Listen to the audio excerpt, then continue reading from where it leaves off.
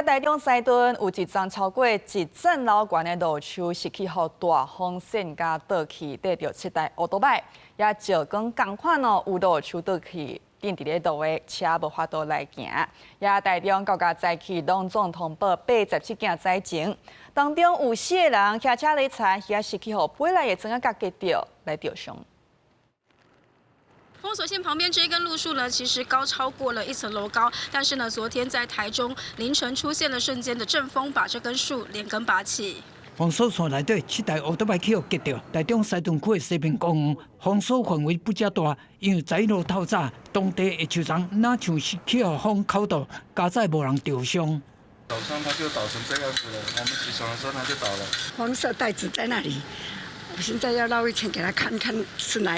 棵樹掉下去呀、照氣象署的觀測資料，10月按透早到下晡3點進行，台中市的瞬間陣風上懸來到10級，強風嘛，甲石岡區第英里和成街附近巷仔內邊坡的樹叢吹倒去，樹葉、樹葉甲樹身倒佇車路頂頭，交通斷暫，警方趕緊來處理。吹折下，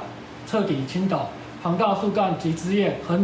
橫附在車道中間。警方嘛先個沙鹿區出狀況，並西路甲鎮南路這區規條街仔路是黑暗暗，敢若看到另外一個中電區的便利商店，抑佫光影影，哪像是附近電箱爆炸。民眾講失電的時間要晚1點鐘，鎮南路2段嘛是大範圍失電，有點類似那種爆炸聲音，因為我也是睡覺，然後聽到蠻大聲的，然後才起來的。